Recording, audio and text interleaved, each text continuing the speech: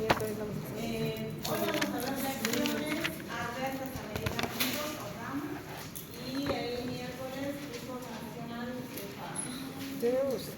¿Quién me dice que entienden por RAM o reacción adversa?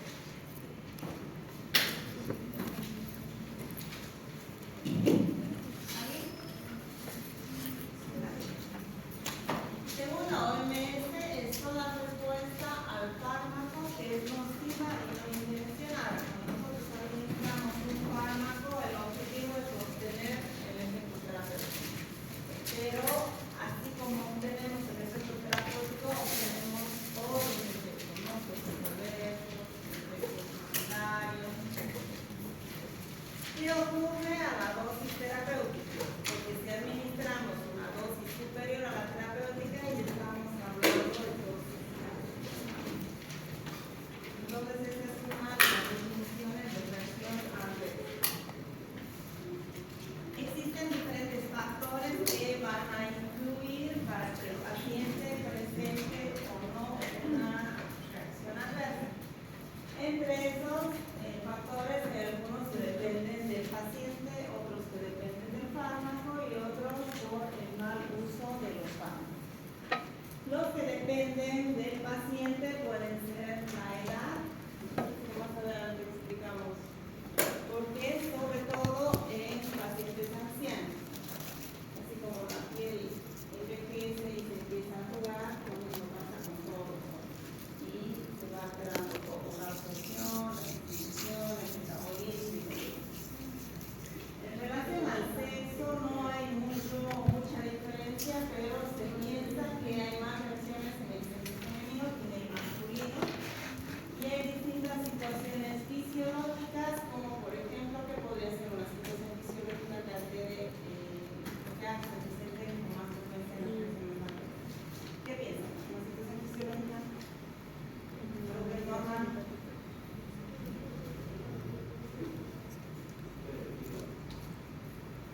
¿Qué situaciones fisiológicas pueden afectar y predisponer a que el paciente o la paciente desarrolle reacciones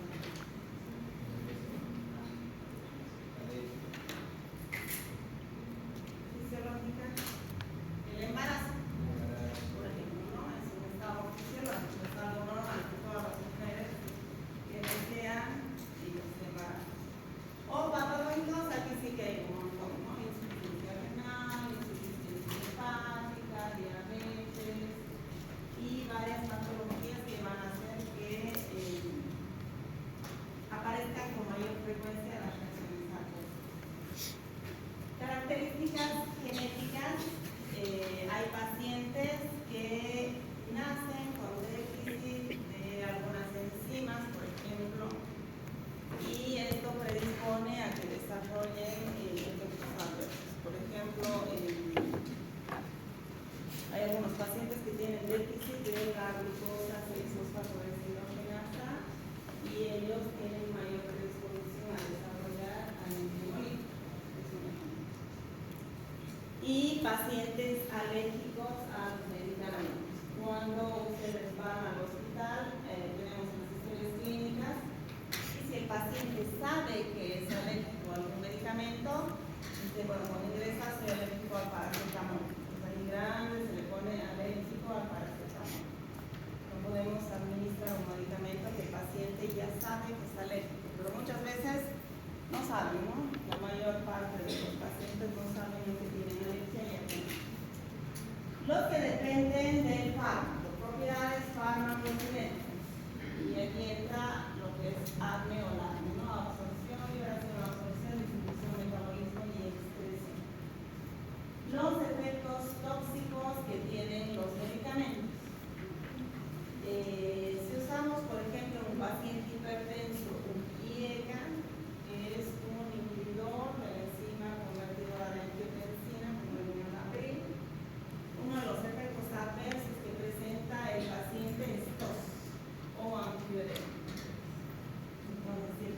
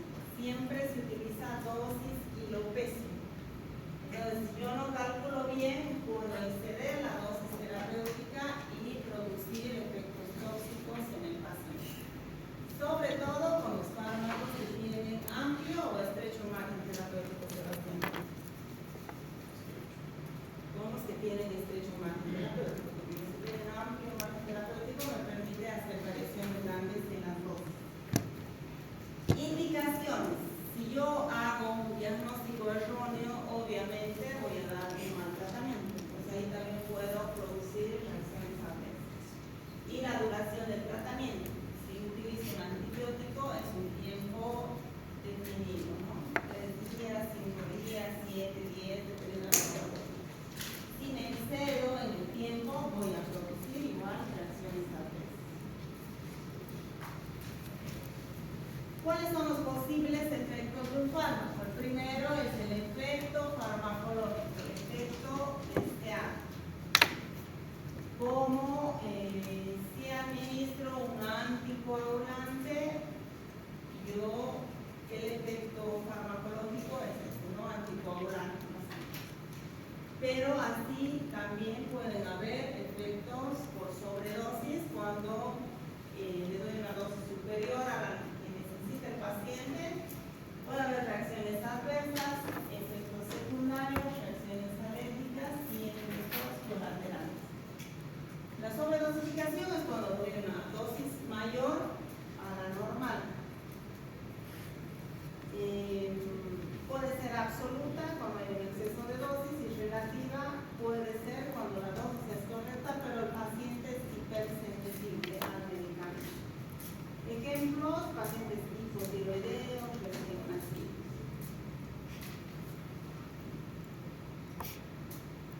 Reacción adversa es cualquier incidente que es perjudicial para la salud en una persona, en un individuo, de un ensayo clínico, tratado como fármaco o medicamento, aunque no tenga necesariamente relación causal con dicho tratamiento.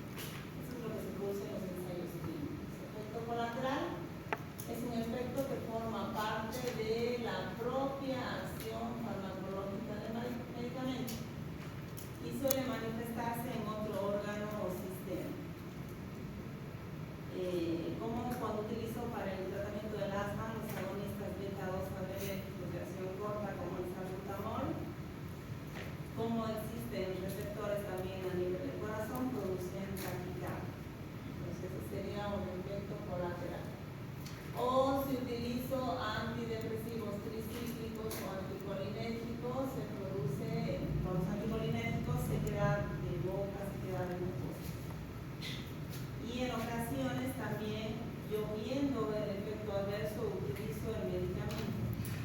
Como por ejemplo en pacientes que salen de terapia intensiva por cualquier patología, entran por un ACV o por un TEC, y el paciente lo intuban en mal estado general, está muchos días asociado a ventilación mecánica, hace una neumonía, y ya una vez que lo extuban, que le sacan del respirador, el paciente se va con la traqueostomía. ¿Visto pacientes con traqueos en el hospital? Entonces va a medicina interna y tiene mucha secreción. Como los anticolinérgicos, el efecto adverso es reducir las secreciones, por utilizarlo en estos pacientes, aprovechando el efecto adverso, ¿no? Los anticolinérgicos que producen somnolencia, sobre todo los antihistamínicos, H1, ¿no? Los de primera generación, como la clorfenidramina.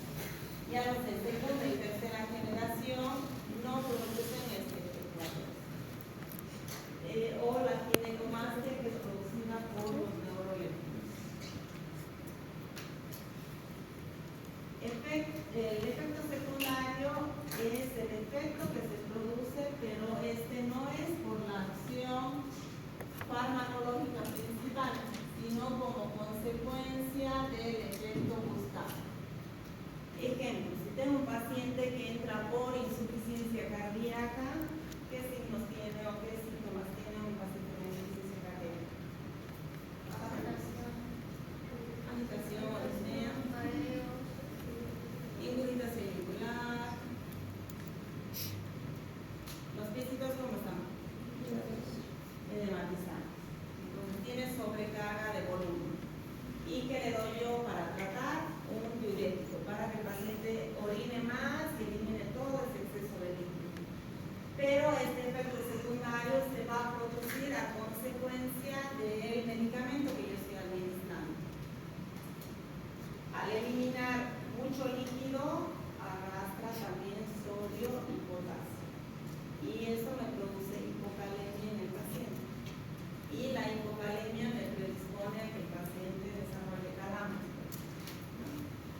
Entonces, si es muy notoria la hipocalemia, yo ahí podría administrar o asociar un segundo diurético. Hay diuréticos que se llaman ahorradores de potasio, como la espironolactona. Entonces, yo le doy furosemida, que es un diurético de alto techo que le hace orinar mucho, y le asocio espironolactona. Este es un diurético también no tan potente, pero el principal efecto va a ser ahorrar potasio. De esa manera no vamos a producir hipocalemia en el paciente, porque si no tenemos que reponer potasio para que el paciente no empiece a tener síntomas. Y la reacción alérgica es cuando el fármaco y sus metabolitos adquieren un carácter antigénico y va a producir una reacción inmunitaria. Hay distintos tipos de alergia, ¿no? Como por ejemplo cuando nos salen ronchitas, cuando empieza a haber broncoespasmo. ¿No les ha pasado alguna vez? Uno respira y es como si sería asmático, ¿no? Empieza a silbar el pecho, eso es una reacción alérgica también, puede ser. Y hay muchas otras. Se requiere un contacto sensibilizante previo con ese mismo fármaco u otro de estructura parecida. Es lo que se llama sensibilidad cruzada. Fármacos que son de la misma familia. Por ejemplo, si yo utilizo penicilinas, las penicilinas corresponden al grupo de beta-lactámicos. Y beta-lactámicos son 4 grupos de fármacos: penicilinas, cefalosporinas, carbapenémicos y monolactamas. Entonces, si yo estoy utilizando penicilinas y el paciente es alérgico, paso a usar una cefalosporina y puede haber una reacción cruzada, porque son de la misma familia, ¿no?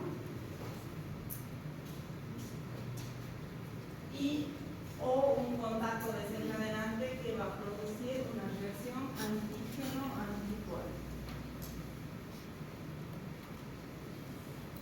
Para que se produzcan las reacciones adversas, pueden ser reacciones que se relacionan con la dosis y reacciones adversas medicamentosas que no se relacionan con la dosis.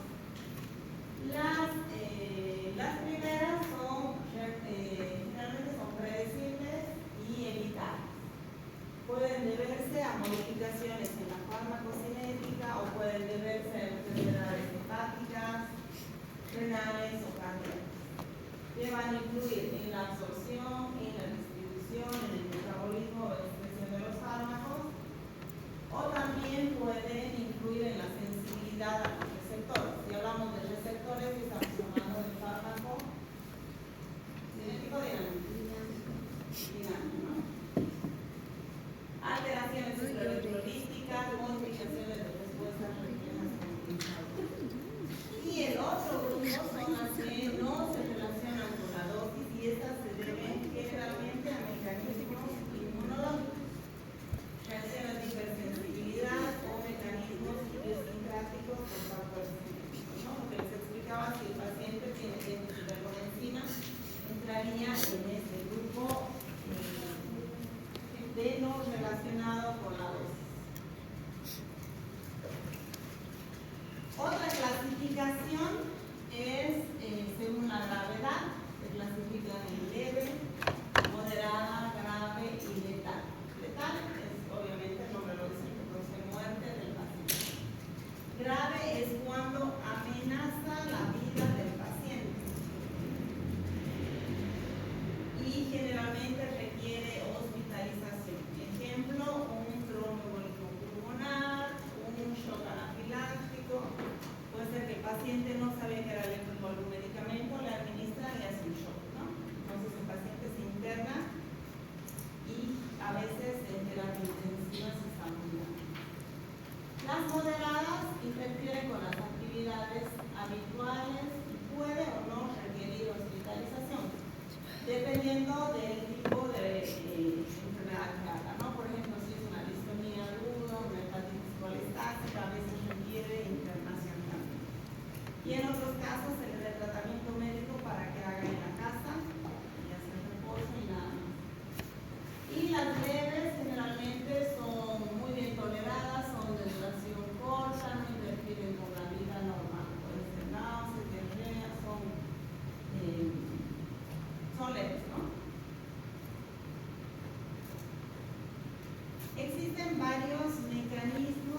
implicados en las reacciones adversas medicamentosas, que pueden ser farmacéuticos, farmacocinéticos, farmacodinámicos o inmunitarios.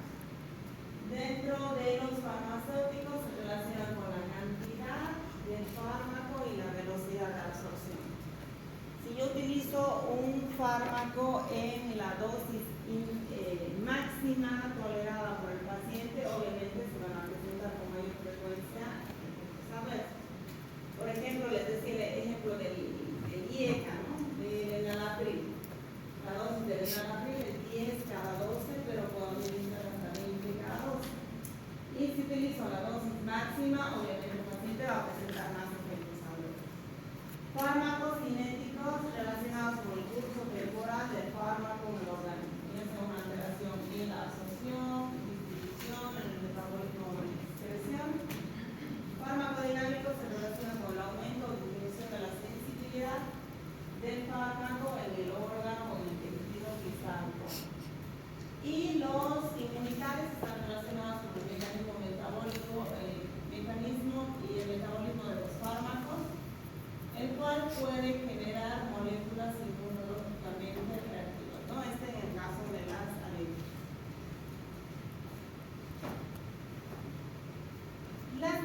La clasificación de las reacciones adversas en el mundo solo eran de dos tipos, tipo A y tipo B.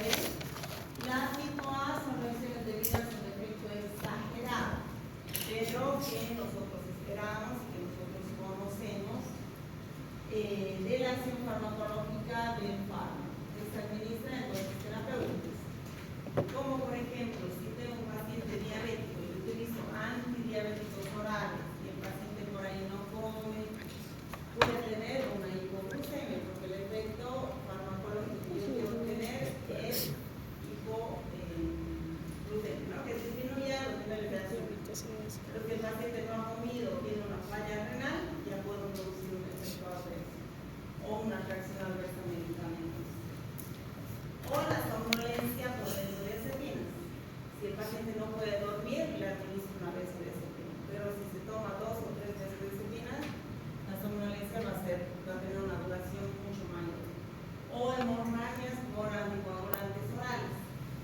Cuando yo hago la anticoagulación al paciente, le tengo que decir que se debe hacer los controles de manera cada 2 semanas o de manera mensual, y le tengo que explicar los signos de sangrado, ¿no? Es decir, si le empiezan a salir muchos moretes o muchos puntitos rojos, que serían las petequias, o le sangran las encías, orinar con sangre, tiene que volver urgente.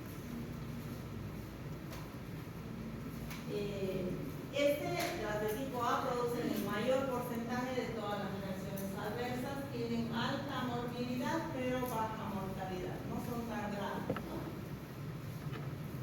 Las de tipo B son reacciones que no son esperables según el mecanismo de acción del fármaco cuando se administra en dosis habituales y en pacientes que podrían manejarlo de una forma normal. Por ejemplo, si yo tengo que operar a un paciente por una colecistectomía, me tiene que operar el cirujano por una vesícula, por cálculos en la vesícula. Entonces el paciente ingresa a quirófano sin antecedentes, le hacen, lo duermen primero con anestésicos inhalatorios, luego con los endovenosos y el paciente hace una hipertermia maligna. Es algo que no esperamos, pero que se puede presentar en algunos pacientes. O reacciones anafilácticas a ciertos antibióticos. No todos los pacientes hacen reacción alérgica a la penicilina, por ejemplo, ¿no? La penicilina puede producir incluso un shock anafiláctico en algunos pacientes, pero no en todos. Entonces son reacciones no esperadas. No suelen observarse durante el desarrollo de los fármacos, son poco frecuentes, pero cuando aparecen estas sí, a diferencia de tipo A, sí pueden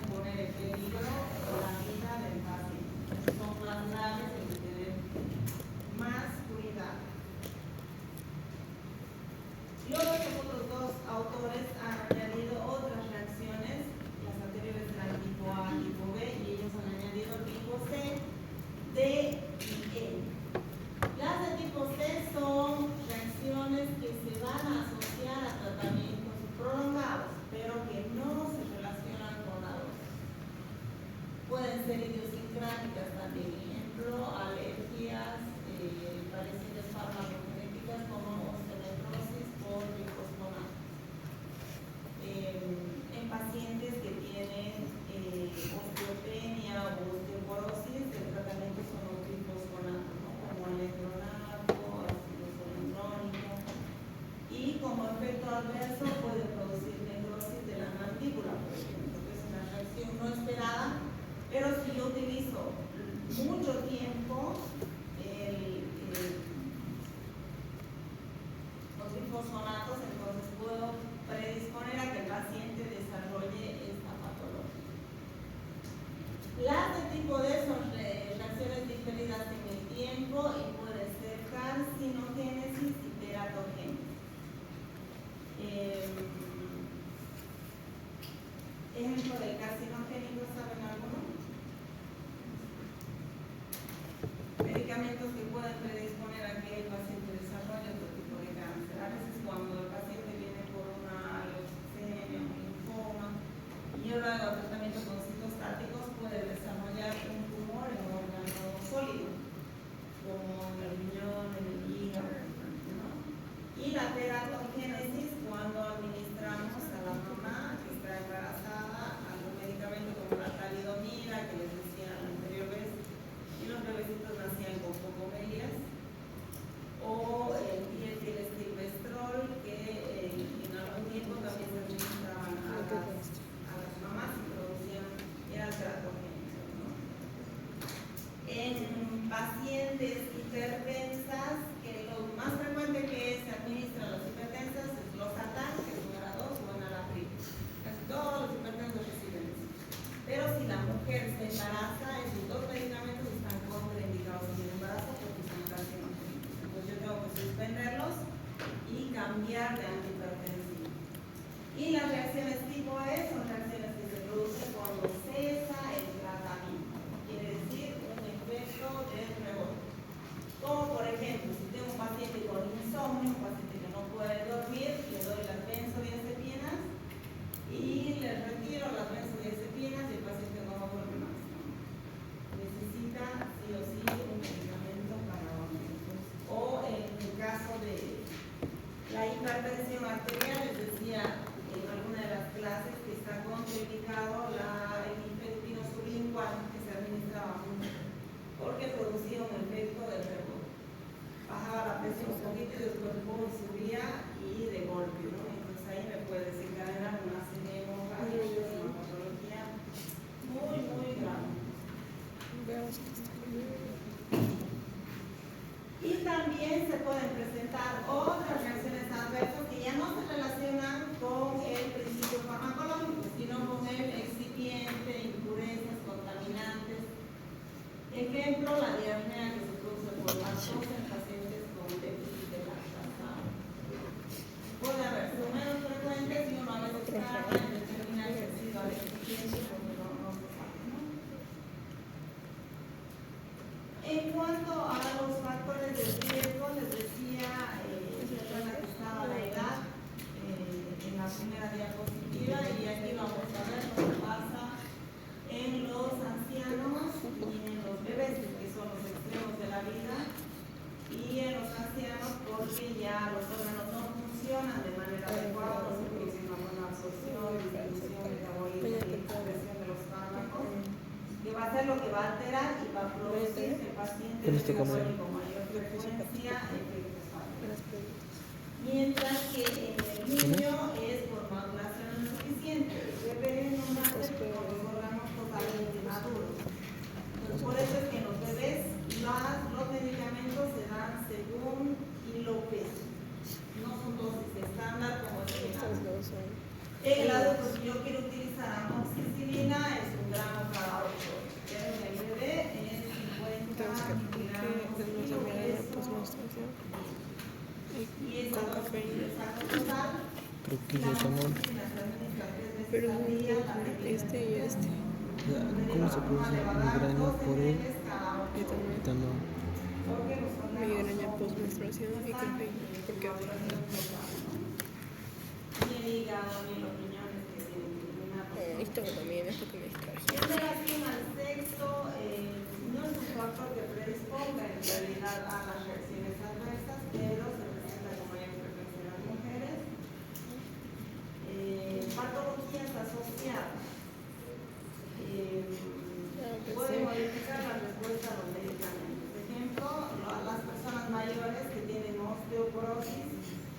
y tienen que recibir corticoides.